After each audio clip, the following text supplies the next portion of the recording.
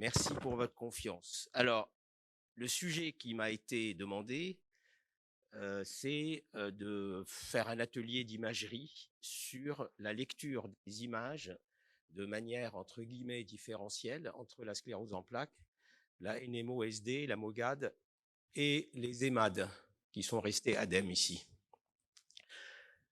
Donc, c'est interactif. Il y a beaucoup de diapositives. Si on n'a pas fini en 1 h 15, on n'aura pas fini. Donc, s'il y a des questions qui sont posées, merci de répondre rapidement, que ça soit juste ou pas juste, ce ne changera rien au problème. Donc, je vous resitue tout d'abord les lésions inflammatoires et démyélinisantes. C'est une diapo qui date. Alors, si ça vous ennuie pas de photo. Je pense que comme vous avez pris une photo, vous n'avez pas dû écouter. Si vous pouviez ne pas prendre de photos, ça serait bien. Merci beaucoup.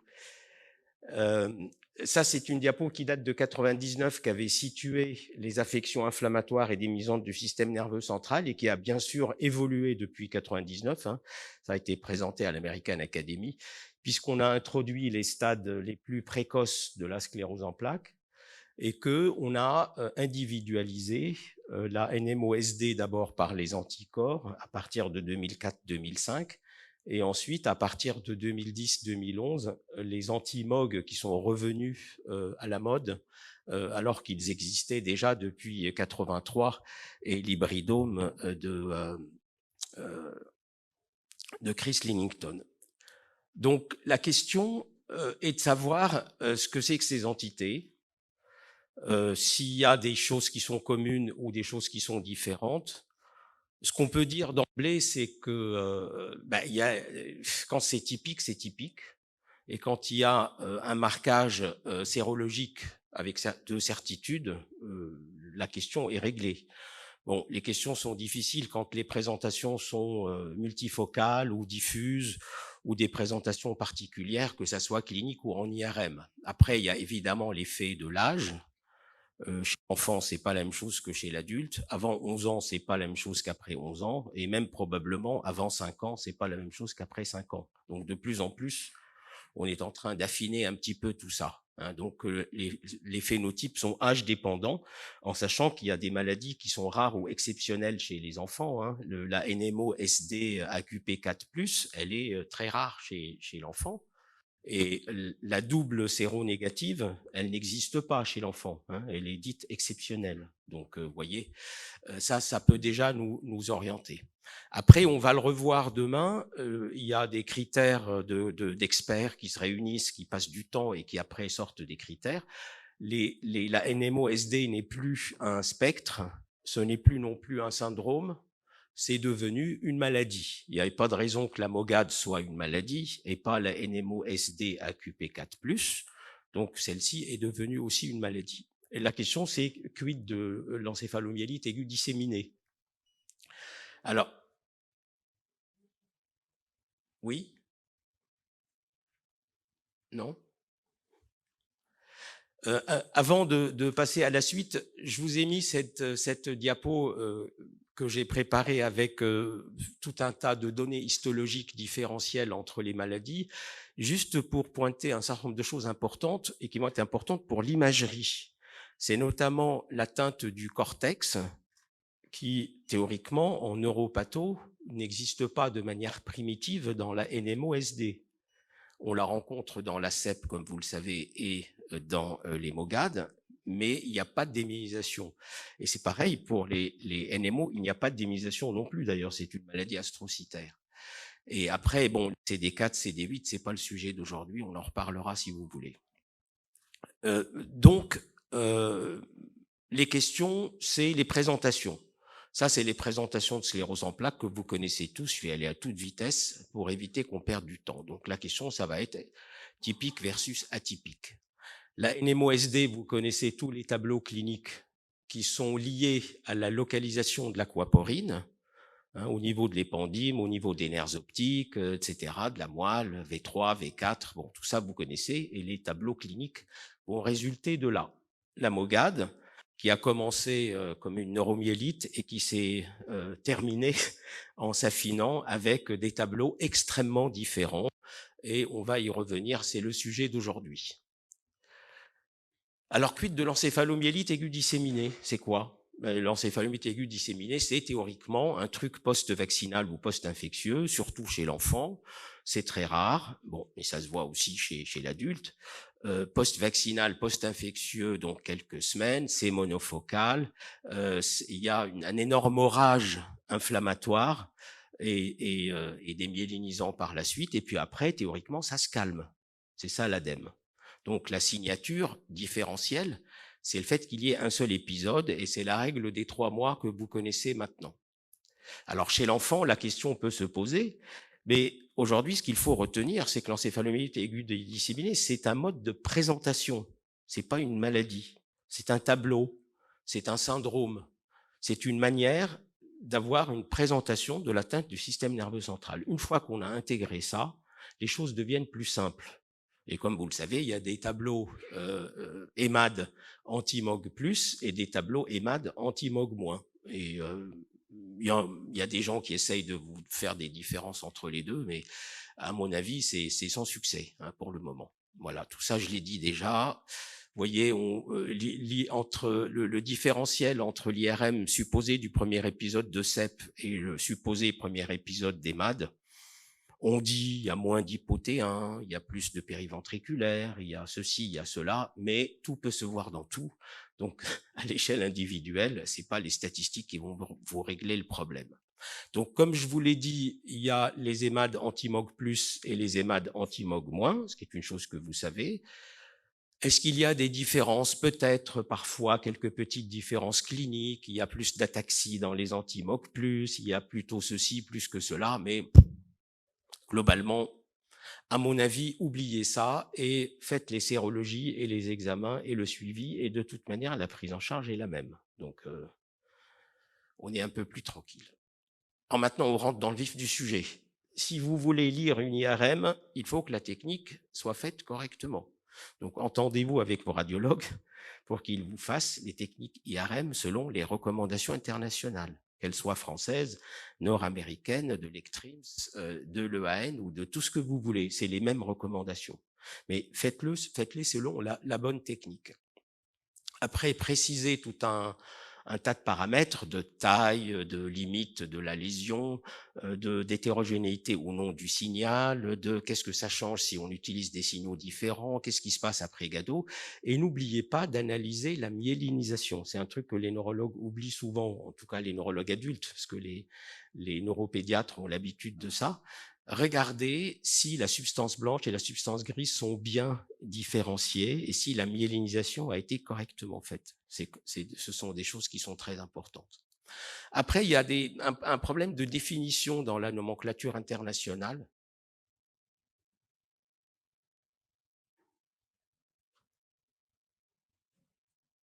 Il y a un problème de définition dans la nomenclature internationale qui est lié aux lésions diffuses et aux lésions confluentes.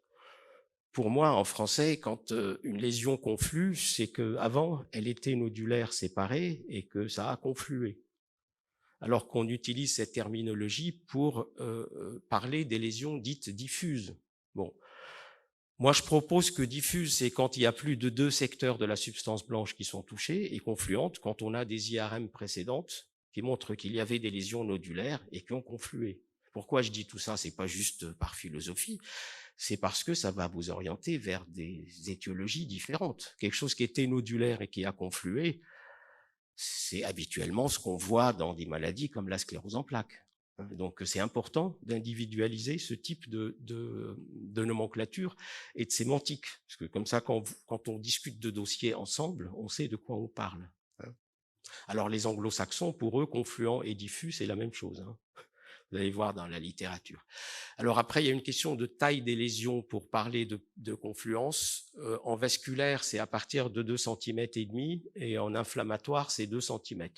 Bon, je pense qu'ils peuvent discuter ensemble et décider que ça va être 2,2. C'est pas un problème. Mais faut le savoir.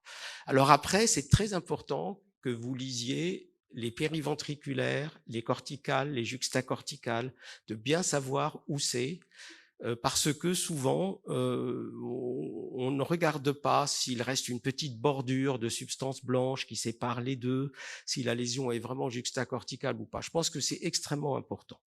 Et puis souvenez-vous qu'il y a 4 compartiments et 5 localisations de la substance blanche, et comme ça peut vous aider si vous lisez un compte-rendu ou si vous souhaitez le faire vous-même. Puis un des paramètres très importants dans la lecture, c'est l'évolution, c'est-à-dire la dynamique lésionnelle. Quand je dis dynamique lésionnelle, je pense à quoi? Allez-y fort, hein, que tout le monde entende. Alors, oui, mais je ne pense pas seulement à une maladie, hein, c'est-à-dire qu'il y a des maladies dans lesquelles les lésions vont diminuer ou disparaître, des maladies dans lesquelles il va y avoir des lésions asymptomatiques, des maladies impressionnantes où le cerveau va se nettoyer complètement. Je pense que c'est à ça que vous pensiez. Donc, vous voyez, c'est ça la dynamique. Il y a des maladies qui vont quasiment pas donner de lésions asymptomatiques. Les lésions asymptomatiques médulaires, c'est quasiment que la sclérose en plaques. Donc, vous voyez, il y a des choses comme ça qui vous permettent d'avancer dans votre lecture. Et donc, on affine ça ensemble de plus en plus. Maintenant, ce que je propose de plus en plus, c'est de faire la chose suivante. Quand il y a une présentation du système nerveux central, la première chose à faire, c'est d'aller détecter la lésion symptomatique. Elle va déjà vous orienter, que ça soit le nerf optique, la moelle, les hémisphères, tout ce que vous voulez. Et puis parfois, ça peut être un autre diagnostic qu'une lésion démyélinisante, une tumeur ou un truc d'une autre nature. Donc, premièrement, je vais chercher la lésion symptomatique. Deuxièmement, je vais chercher les lésions asymptomatiques suggestives. Et quelle que soit la maladie, là je vous ai mis l'exemple de la sclérose en plaques, mais vous pouvez le valider pour toutes les maladies que vous voulez. Et troisièmement, les maladies dites très évocatrices, voire parfois spécifiques, les lésions, pardon. Et quand je dis ça, je pense aux fameux CVS qui sont pas si spécifiques que ça, sauf s'il y en a plus de 6 ou plus de 50%. Je pense surtout à la lésion annulaire périlésionnelle, mais qui reste quand même rare. Donc, elle n'est pas très sensible, même si sa spécificité est importante. Mais si vous détectez un anneau périlésionnel, ça n'est pas une MOGAD, ça n'est pas une ADEME, et ça, enfin, et en principe, c'est que la sclérose en plaques qui donne ça. Alors, on découvre maintenant quelques granulomatoses et des maladies comme ça qui peuvent en donner, mais il reste à préciser si c'est vraiment un anneau ou pas. Donc, vous voyez, il y a quand même des signes, non pas pathognomoniques, mais extrêmement évocateurs. Et donc, maintenant, on va analyser les lésions, et c'est pas moi, parce que moi, j'ai fini de parler. Je pense que j'ai trop parlé, d'ailleurs, dans le temps qui m'est donné. Et maintenant, c'est à vous. Madame M, 35 ans, elle fait une baisse de la vision de l'œil gauche, douloureuse, l'acuité visuelle est à 6/10, et il n'y a rien par ailleurs. Et puis elle a l'IRM extrêmement rapidement. Et voilà ce que montre son IRM. Alors, qui est-ce qui va se lancer? C'est moi qui désigne ou Vas-y. Vas-y. Oui, oui. Oui. Oui. C'est mieux. Parce que si c'est moi qui le fais, les gens vont m'en vouloir. Toi, c'est pas grave. Allez, allons-y. Qu'est-ce qui se lance? C'est facile, hein? Qui se lance? Personne. C'est fou, ça. Vous voulez pas analyser les lésions?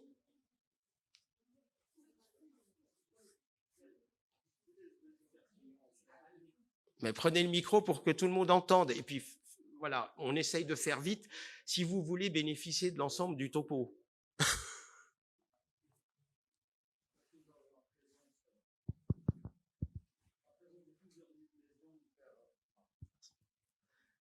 Des lésions en hypersignal T2 flair, Oui. assez volumineuses en périventriculaire.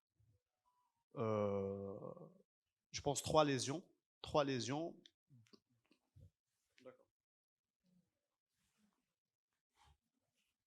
Nous avons une lésion à droite, en périventriculaire volumineuse et 2 lésions à gauche. Nous avons aussi la présence d'une au niveau du corps calleux. Voilà, c'est ça. Alors, On a, je suis pas radiologue, hein, mais oui, moi, ce que je vous conseille de faire, une fois que vous avez précisé la technique et les choses, c'est de vous souvenir des localisations dont j'ai parlé tout à l'heure. Je ne peux pas qualifier l'ensemble des lésions que vous voyez ici de périventriculaires. D'accord, il y en a une en juxtacorticale, oui, c'est vrai. Oui, pourquoi juxta? En sous-cortical, oui. Oui, on a dit tout à l'heure que s'il restait... Distance, oui. Exactement. C'est très bien. Donc, je pense que c'est important. Nous avons aussi une lésion, un hypersignal du nerf optique gauche, ici. Alors, c'est quoi comme séquence? Tout à l'heure, tu nous as précisé... C'est une séquence T2 coronale. Tout à l'heure, tu nous as dit flair T2. Oui, ici c'est T2, ici c'est flair. Celle-là, c'est une STIR. Oui, d'accord. C'est une TIR, c'est une inversion-récupération T2. Et donc, il y a une zone d'hypersignal au niveau du segment intraorbitaire. Du nerf optique gauche. Voilà. Ouais, c'est ça. Et c'est tout ce que tu as à dire là-dessus? Sur le nerf optique? Non. Ah non, sur la diapo. Sur le diagnostic? Mais non. On n'est pas là pour faire des diagnostics. D'accord. Si? Regarde. Tu peux pas avoir un truc plus joli que celui-là. Ici. Ben oui. Vas-y, c'est important. Oui, l'aspect en anneau. Ben oui. Oui. C'est quoi cet aspect en anneau? C'est suggestif de sclérose en plaques. C'est plus que suggestif, hein. C'est-à-dire que quand tu as des anneaux lamellaires comme ça, c'est ce qu'on voit dans les ballots. Hein. Les ballots, c'est une forme anatomopathologique, hein. Et on ne le voit pas dans les autres maladies. C'est ce que je disais tout à l'heure sur les lésions très évocatrices ou suggestives. C'est comme ça que tu vas aller ramasser après des arguments pour avancer dans le diagnostic. Tu es d'accord, hein? Oui. Bon, reste, bouge pas. Parce que tu m'as pas demandé la suite. C'est rare, d'habitude, des gens, ils me disent, et le gado. Oui. Et ben le voilà. Ouais, on a une prise de contraste des lésions nodulaires, prise de contraste. D'accord. Au niveau des lésions gauche et à droite aussi un peu. D'accord. Et donc ça? C'est des lésions actives. D'accord. Très bien. Mais encore? Tu as une présentation de nerf optique. Oui. Tu découvres des lésions dans le cerveau qui sont volumineuses, dont une baloïde. On est d'accord jusque-là? Ça prend le gado, mais tout le monde prend le gado, ou en tout cas la majorité. C'est un point très important. Pourquoi? Toutes les lésions prennent le gado, c'est ça que vous voulez dire? Ben oui, regarde. Oui. Ça veut dire que c'est des lésions asymptomatiques. Oui, mais quand tout le monde prend le gado. D'accord. Le même âge, oui. C'est des lésions récentes. Et d'accord. Et qu'est-ce que ça représente vis-à-vis des drapeaux rouges? Oui, l'ADEME. Le drapeau rouge, c'est qu'on ne peut pas considérer ces lésions pour un diagnostic, notamment de sclérose en plaques, avant d'avoir fait une IRM de contrôle. Ça, c'est écrit dans les articles des critères diagnostiques de sclérose en plaques. Donc, quand il y a plusieurs lésions, ou toutes, qui sont actives, c'est un gros drapeau rouge. Donc, tu vois, cette diapo, finalement, elle est riche d'enseignements. Oui. Et elle nous met dans l'embarras. C'est-à-dire qu'à la fois, on a des arguments pour dire que c'est ça, et à la fois des arguments pour dire que c'est pas ça. Tu es d'accord? Oui. C'est pour ça que je le présente. Bouge pas. Alors, possible CEP. CEP, maladie du système nerveux central à auto-anticorps, EMAD, NO, inflammatoire. Point. On vote ou... On fait un petit vote. Qui dit possible? Vas-y. Qui dit possible? Ça existe encore, la CEP possible, ou c'est fini avec les derniers critères? Hein? Ça existe encore? D'accord. La CEP? Qui dit CEP? Qui dit CEP? Qui dit CEP? Personne. Ah, il y a une kamikaze. Qui dit maladie à auto-anticorps? Personne, on va avancer vite. encéphalomyélite aiguë disséminée. 1, 2, 3. Alors, bon, c'est une démocratie minoritaire quand même, hein. C'est-à-dire que l'abstention, c'est l'abstention qui vient d'être élue présidente, hein. Bon, et puis neuropathie optique, je pense que tout le monde est d'accord.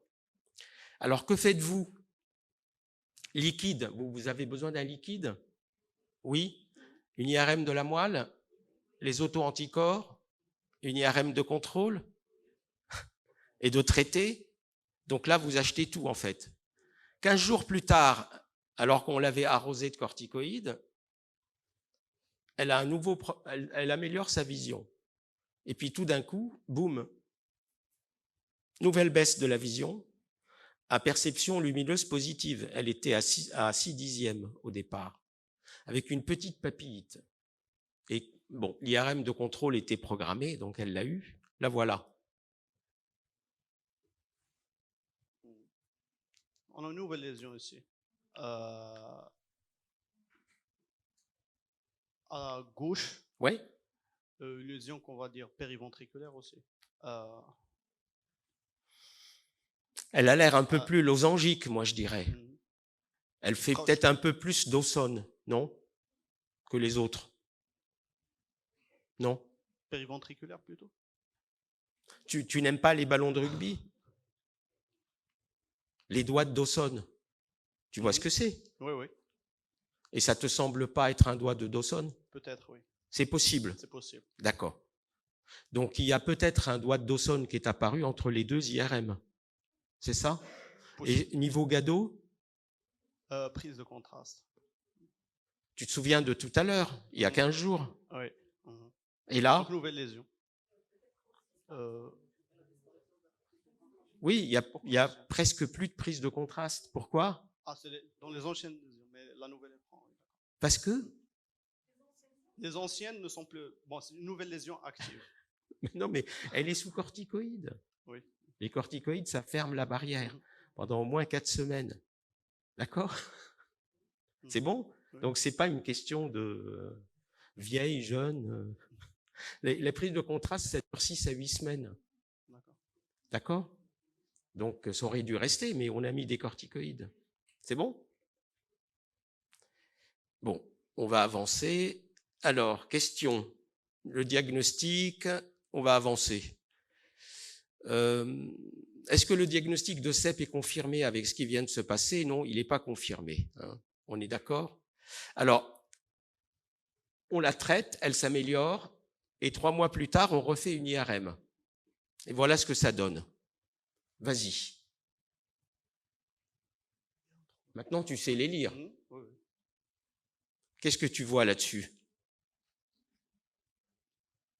Donc, c'est la lésion de tout à l'heure, à gauche.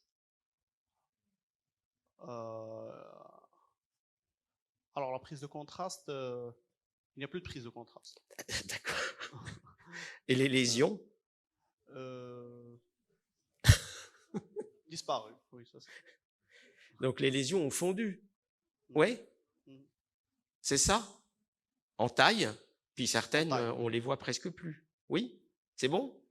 Il n'y a plus de prise de Gado. Ça, c'est 3 mois après, avec un traitement par Solumédrol. Donc, quel est votre diagnostic? On recommence. CEP?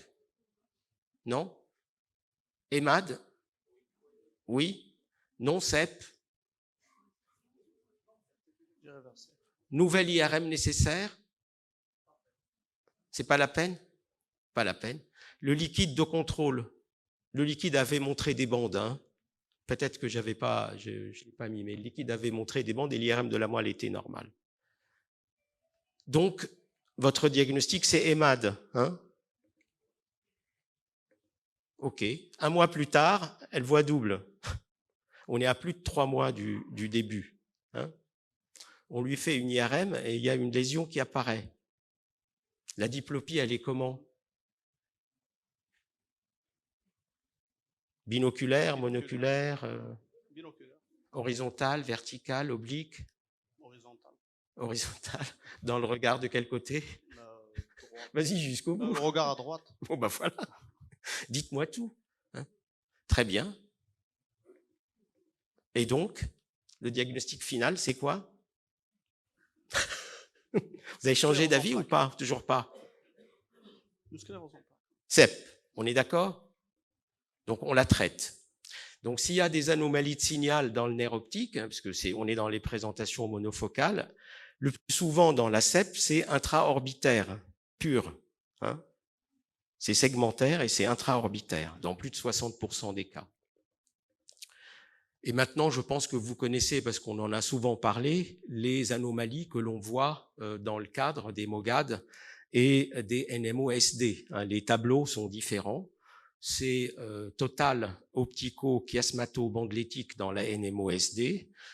Ce qui est très évocateur, c'est la prise de contraste des nerfs optiques là, au niveau cisternal et du chiasma, mais ça peut se voir dans d'autres maladies, hein, c'est pas pathognomonique.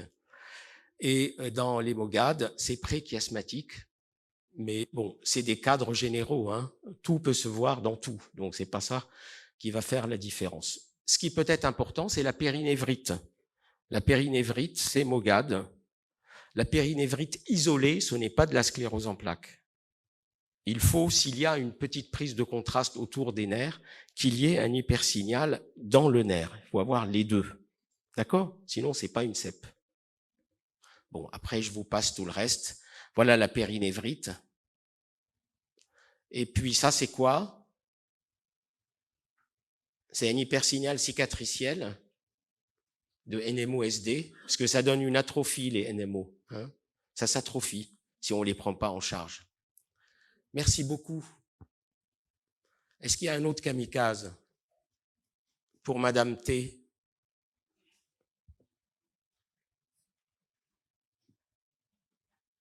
Madame T, elle a 45 ans. Elle a des fourmillements des membres inférieurs asymétriques, une paraparésie et des troubles vésico-sphinctériens.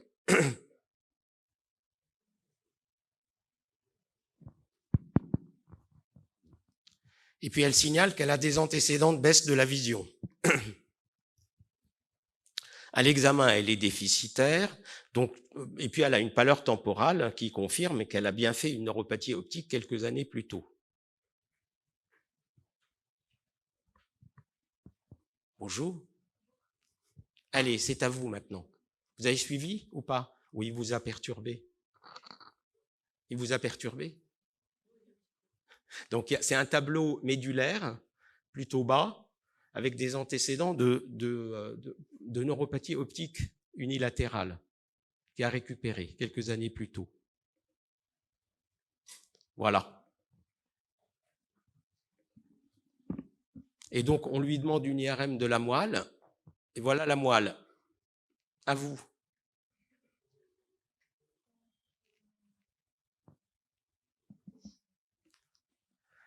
Allez-y, hein, parce qu'on est déjà à 40 minutes là, on va pas finir. Je vois deux hypersignaux médulaires. Vous avez un pointeur? Alors, allez-y, pointez.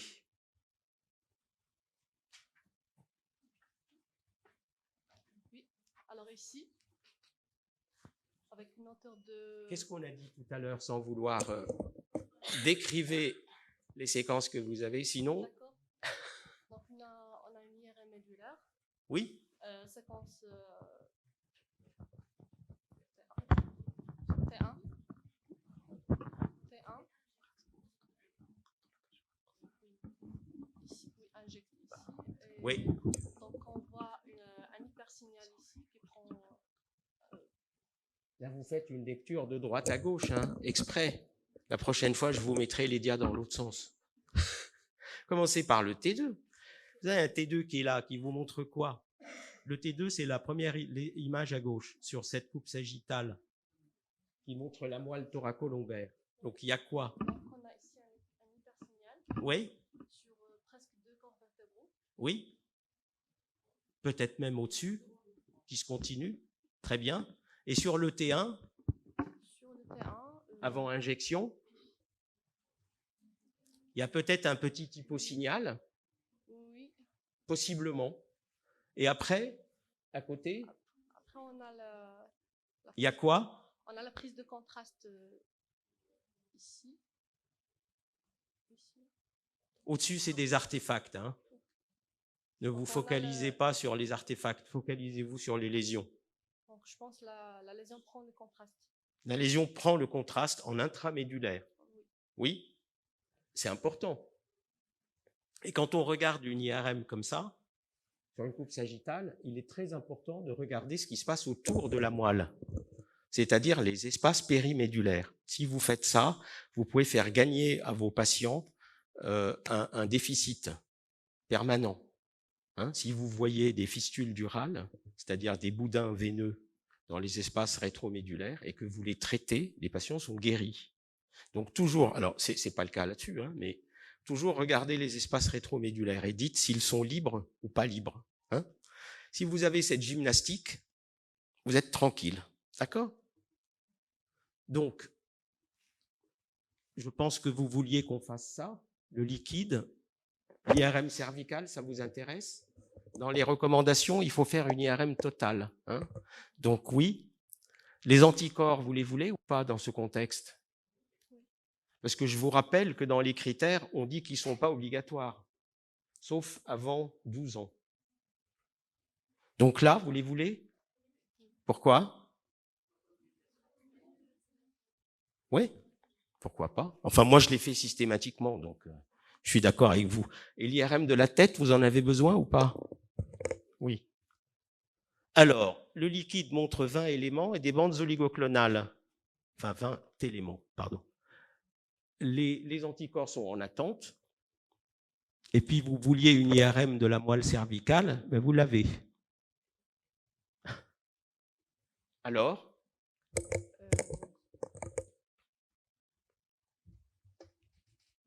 Allez-y. Sinon, on va s'arrêter dans 5 minutes. Donc, IRM médulaire cervicale, Hey, je ne vois pas de lésion. vous voyez rien?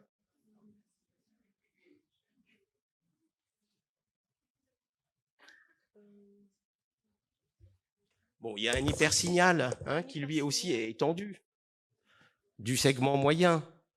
C'est bien ça. Comme tout à l'heure, découpe sagittale, du T2 avec du T1 à côté, du T2 avec du T1 gado à côté. Peut-être même qu'il y a des petites prises de contraste, c'est pas sûr, hein, mais c'est possible.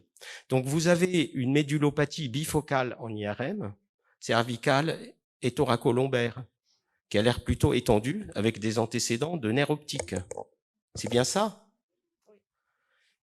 Mais il n'y a pas de myélite transverse. Hein. Pourquoi? Pourquoi il n'y a pas de myélite transverse?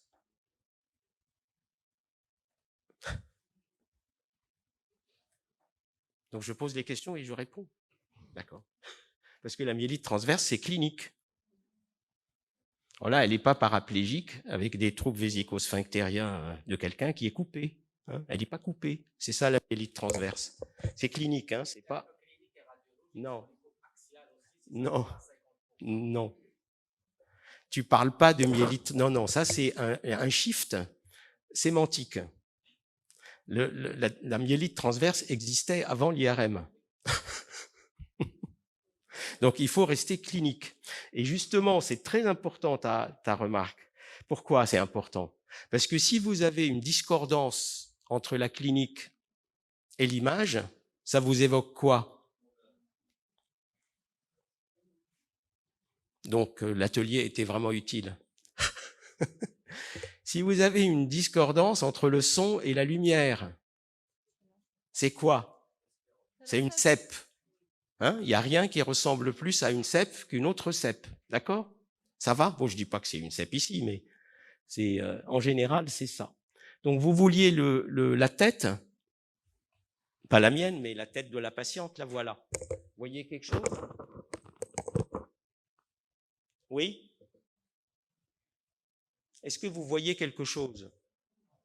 Peut-être qu'il y a un hypersignal autour de la corne occipitale, du côté gauche, peut-être. Oui? Donc, il n'y a pas grand-chose. Alors, qu'est-ce que j'ai mis après? On l'a traitée, elle s'est améliorée, et puis voilà. Puis on a fait un certain nombre d'examens de contrôle, dont l'imagerie de la tête, qui a été faite 3 mois après. Qu'est-ce que vous en pensez? Donc, on a une nouvelle lésion au niveau cérébral. Hein? Nouvelle lésion au niveau cérébral périventriculaire. Oui? Et qui prend le contraste. Oui? Donc elle est fraîche. Voilà, oui. Hein? Elle a moins de 6 semaines. Vous pouvez dire ça à vos patients. Votre lésion a moins de 2 mois. Ils vont être ravis. Alors?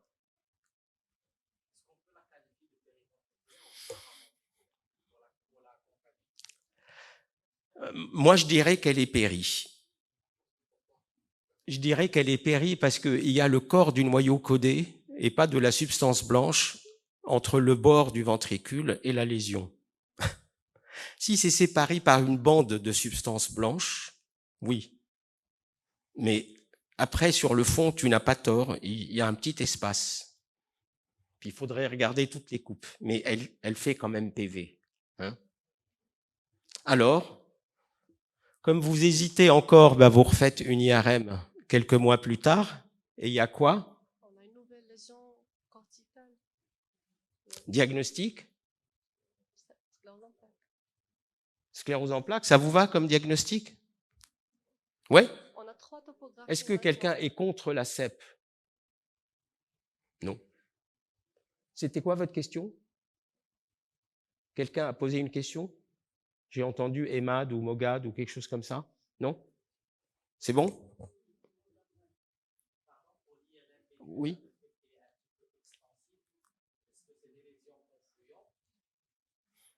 Non. Ce qui est décrit à 1,5 Tesla pour les hypersignaux de la CEP, c'est qu'ils sont à moins de 2 segments métamériques, moins de 2, dans 95% des cas. Ce qui veut dire qu'il reste 5% des cas et qu'il reste le 3 Tesla. Donc, avoir des lésions étendues, c'est atypique, mais on les rencontre dans la sclérose en plaques.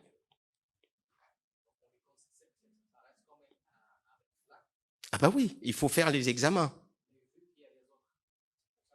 Tout à fait. Et puis elle ressemblait vraiment à une neuromyélite, quoi. Sauf que c'est une neuromyélite, mais de sclérose en plaques. Comme ça a été décrit.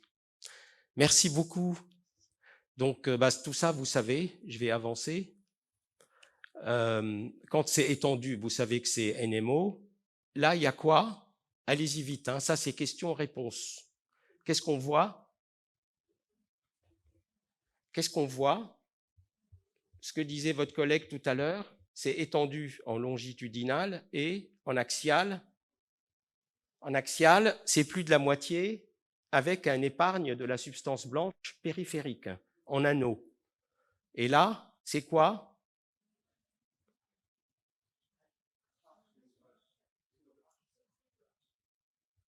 Vous trouvez que c'est un H? C'est une H, hein. Il y a une H de chaque côté. Non, pas trident. Vous avez jamais utilisé une fourchette avec 3 dents? Une fourche. C'est plutôt les spotty lesions, les bright, hein, plutôt, oui. Parce que c'est des formations kystiques à l'intérieur, plutôt. Alors après, comme je vous l'ai dit, vous pouvez voir une atrophie focale après des attaques de NMO. Hein. Vous voyez l'atrophie focale là? Oui. Et puis, il y a le signe du tétard. Je dois vous avouer que je ne le vois pas bien, mais apparemment, il y a un tétard ici, dans le bulbe.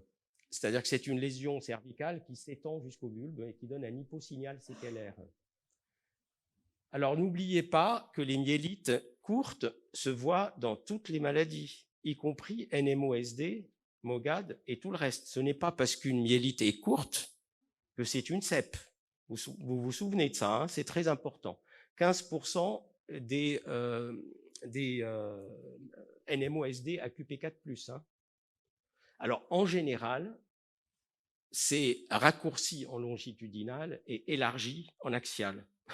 Donc, ça vous permet de reprendre le drapeau rouge dont tu nous as parlé tout à l'heure. Donc là, on est sauvé. Qu'est-ce qui a parlé du H tout à l'heure?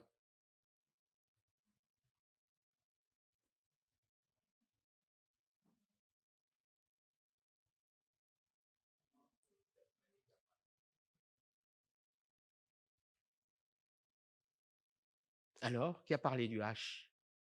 C'est toi? C'est le président qui a parlé du H? Ah ben c'est le signe de Hicham, j'y avais pas pensé. Merci beaucoup. Hein. Voilà, regardez, voilà un beau H ici. Hein. Je vous l'enverrai en photo, c'est pas la peine que vous preniez des photos, ça va vous arriver directement sur votre boîte de mail. D'accord? Laissez juste votre nom. Alors, ça, je vous en ai parlé tout à l'heure, une des caractéristiques, c'est la disparition, hein, c'est la dynamique. D'accord? Les myélites anti-MOG+, les lésions disparaissent après traitement, ce qui n'est pas le cas des autres maladies. Maintenant, si on fait un tour rapide ici et après, avec cette dia, vous avez réglé le problème du diagnostic différentiel. Ça, c'est quoi? Allez, vite, vite, vite. Hein? NMO, ça, c'est quoi? MOGAD, ça, c'est quoi? Ça, c'est CEP.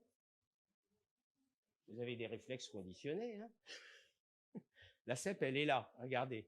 Ça, c'est le cigare d'Al Capone, cervical. Hein? Suspendu, tout petit, à bord bien limité. Et là, c'est GFAP. Ben oui, regardez, c'est grillagé. Ça prend les pieds des astrocytes. D'accord? Avec une prise de contraste grillagée. Donc, c'est bien une neuromyélite à GFAP. OK? Alors, Betty, elle a 30 ans. Encore un kamikaze? Allons-y. Who's next?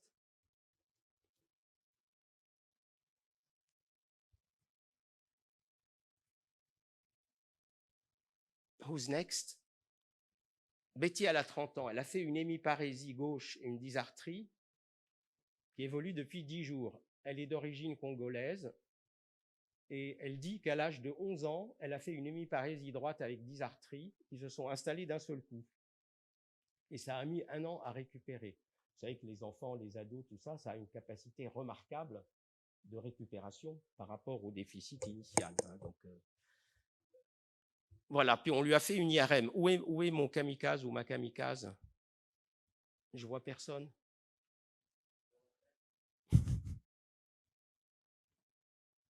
Bon, on va avancer, puis on verra après. Ou alors je désigne. Hein. Allez, allez-y. Vous. Oui, oui, vous. Deuxième rangée. Oui. Allez. Pas grave. Fais l'irada ifad. Vas-y. Que vois-tu?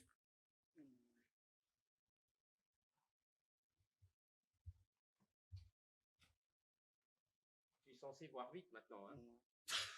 Allez, vas-y. Ici, nous avons une lésion intersignale. Souviens-toi, c'est quoi comme type de séquence? Dis-nous ce que tu analyses. C'est le plus important. Et à quel étage, à quel niveau on se trouve. Hein? D'accord, ici c'est un clair. En clair. Tu vois comment ils sont? Ils te jettent dans l'arène. Et une fois que tu es dedans, ils applaudissent. Flair, pas flair, tout ça. Qui est-ce qui a dit flair? Qui a dit flair? Ils veulent pas. Hein. Bon, vas-y. Vas-y, vas-y. Donc, ta flair, t'es un gado. Je te les ai mis côte à côte pour que tu puisses les voir. Donc nous avons une lésion latéro-pontique qui prend un peu le pédoncule cérébelleux droit, de grande taille, qui prend un petit peu le contraste au niveau... il prend le contraste au niveau d'une petite partie de la lésion. Très bien. Vas-y. Voilà. Ici, plus Continue. haut, nous avons une lésion, on va dire, mésencéphalique, droite, avec ici au niveau temporo-occipital un petit peu droit, des lésions de la substance blanche diffuse. Moi, je la vois plutôt occipitaux que temporaux, mais bon, peut-être que ça l'échouille un peu le temporaux dans sa partie postérieure. Aussi le contraste ouais. sur la T1 injectée. Pas celle-là, oui. Qu'est-ce qui a dit qu'elle prenait pas, qu'elle était séquelaire? Viens, approche-toi, allez, aide-le. Mais viens avec lui, parce que... Très bien, voilà, regarde, tu as du renfort. Allez, vas-y. Alors la lésion qui est au niveau occipital, au niveau périventriculaire, elle est d'allure séquelaire. Oui. Parce qu'il dilate la corne occipitale en regard. Très bien, donc c'est très important de regarder la ligne médiane et les cavités quand on décrit une IRM. Parfait. Tu as fait du vasculaire, non? Oui. Ce qui peut ressembler à un AVC ischémique séquelaire. Vas-y. C'est tout? Il y a encore des choses, hein? Oui. De l'autre côté, donc on a la continuité de la lésion, de la même lésion à droite dans les autres séquences flaires. Oui. Et à gauche, il y a une lésion frontale, une qui est de grosse taille périventriculaire et l'autre elle est essentiellement sous-corticale, qui est confluente. Allez, plus que ça. Tu m'as dit périventriculaire sous-corticale. Moi, je trouve que ça part en doigt de gant. Il touche les fibres en U. Il y en a des choses à dire, hein? Oui, il touche les fibres en U. Puis c'est des plages, hein? C'est des plages de grande taille. Oui, on est hyposénial T1, hypersénial T2. Donc, pour conclure, on peut dire que c'est bilatéral asymétrique, qu'il y a des lésions qui prennent le gado, c'est des plages étendues, supratentorielles, sous-tentorielles, oui, et qui s'accompagnent d'une atrophie asymétrique. Oui. Vous êtes d'accord avec cette interprétation? Oui. Et donc, diagnostic?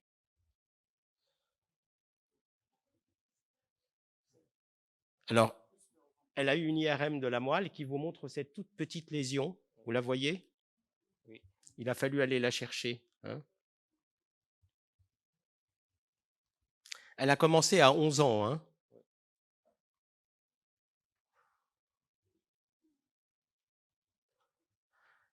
Elle a eu son examen ophtalmo, dont on n'a pas encore parlé, mais on n'est pas là pour faire de l'ophtalmo. Ça sera pour une autre séquence. Le mode d'installation de la symptomatologie à 11 ans et maintenant c'était brutal. À 11 ans, c'était soudain, enfin rapide, très rapide. Mais à 11 ans, c'est difficile. Hein. Et là, à 30 ans, c'est sur 10 jours. Alors, le LCR est normal. Vous ne l'avez pas demandé, mais je vous le donne. Elle a été traitée avec du Solu-Médrol et elle est partie en rééducation. Et à M3, elle fait des crises paroxystiques douloureuses de l'hémicorps gauche.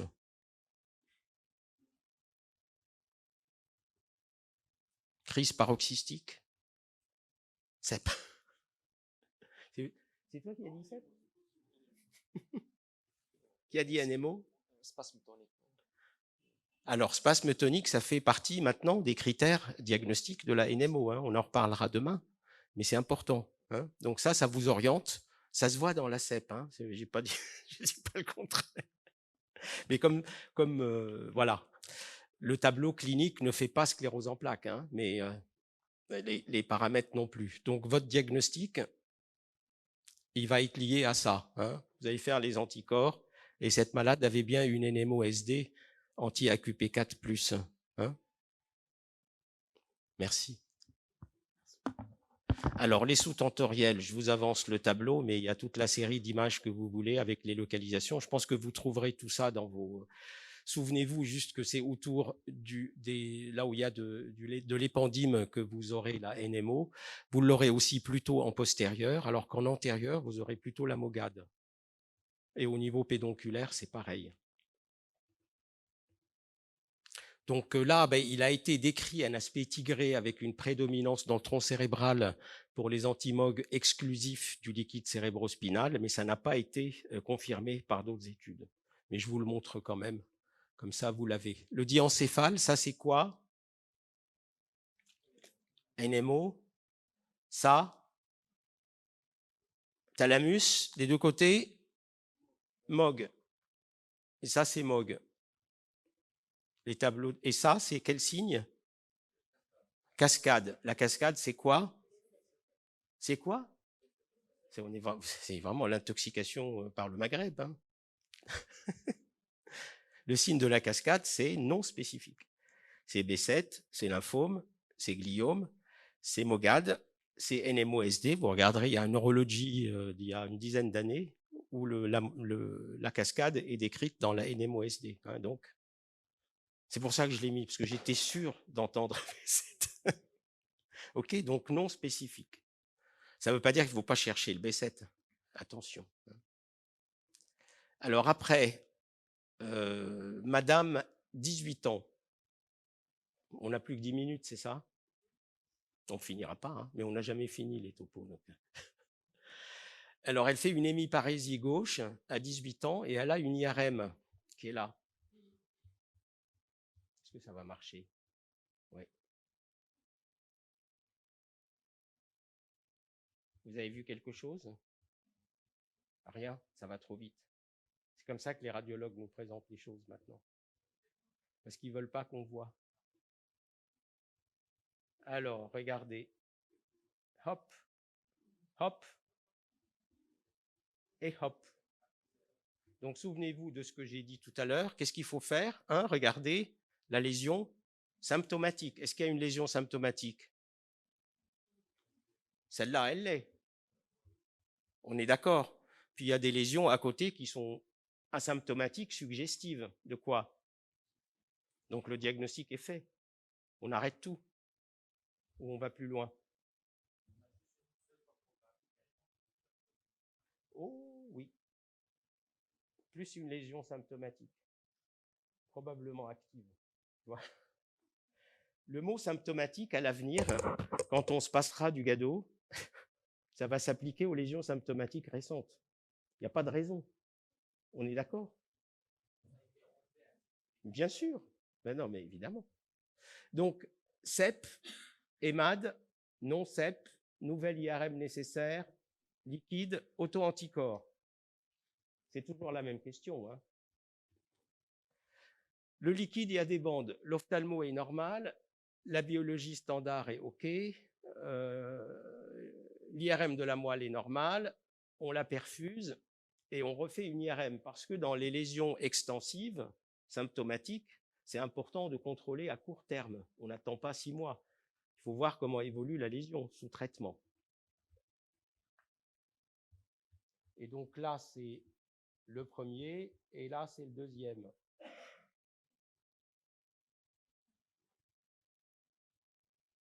A priori, elle a diminué en taille, hein, un peu.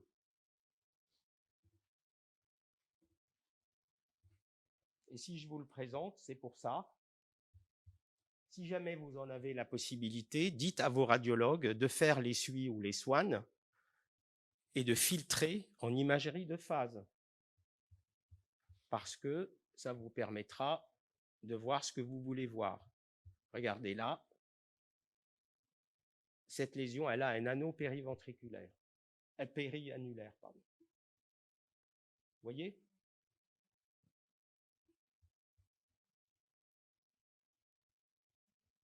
Donc, il faut absolument aller vers ça. Là, avec ça, vous êtes sûr que c'est une CEP. Exactement. Il y avait déjà des bandes, mais il n'y avait qu'un territoire, officiellement. Mais on savait que c'était une CEP. Mais là, en un mois, on en est sûr. On peut commencer le traitement. Bon, ça, on va le passer, ça sera pour une autre fois. On va aller vers la fin, parce que là, on n'a plus que combien de temps? 10 minutes, hein, c'est ça. Donc, on va aller directement vers... Bon, comme ça, vous avez quelques cas de réserve à l'avenir. Hein. Présentation multifocale, rechercher les lésions suggestives.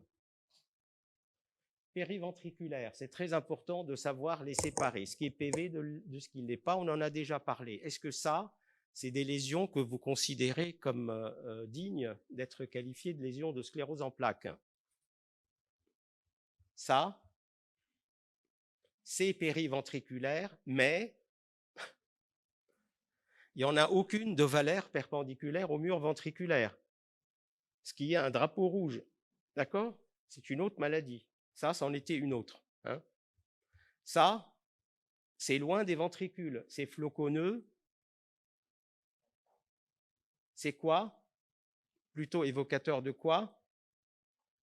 On l'a vu tout à l'heure. Oui, c'est émade ou mogade. On ne peut pas faire la différence. C'est fluffy, vous voyez? C'est comme ça que c'est décrit par les anglo-saxons. Ça veut dire quoi, fluffy?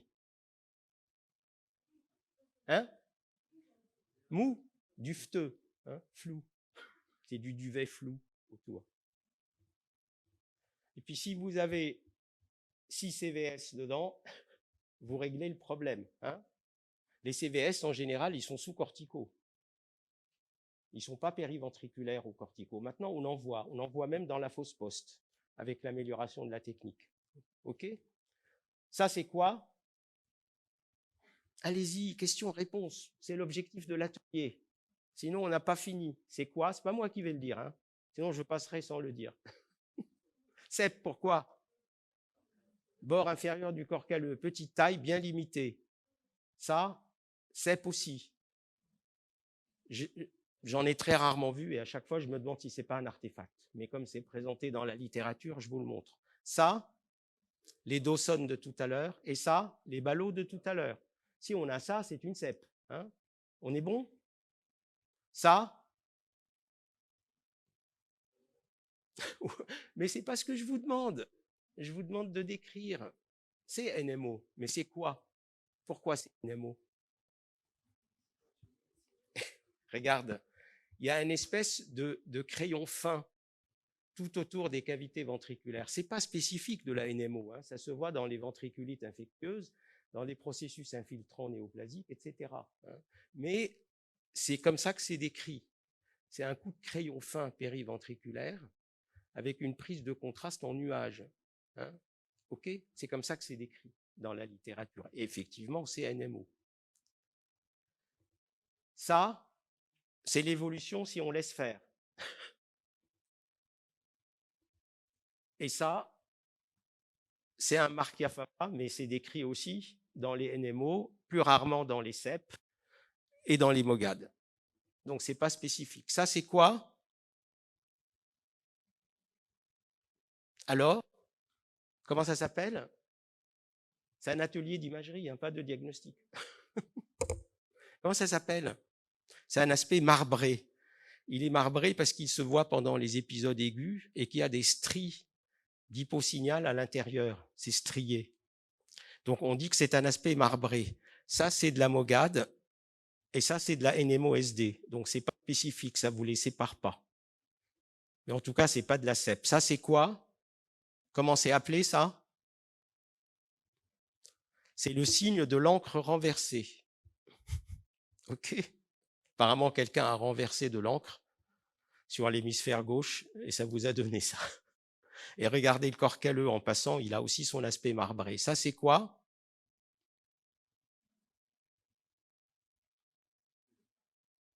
Plage, corps calleux, LEMP, parfait, de part et d'autre, mais pas uniquement.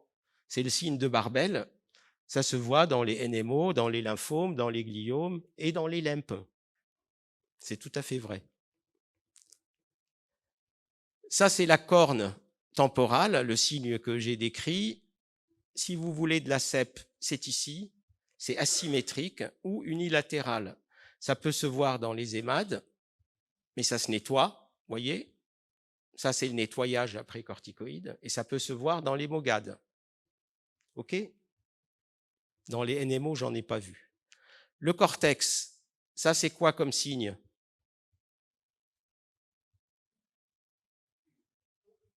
En U. C'est le signe du U. Alors, moi, je trouvais que ça ressemblait pas mal à un fer à cheval. Donc, on l'avait appelé le signe du fer à cheval dans les années 90. Et les anglo-saxons, une dizaine d'années plus tard, ont trouvé que c'est le signe du bisou. C'est le kissing sign.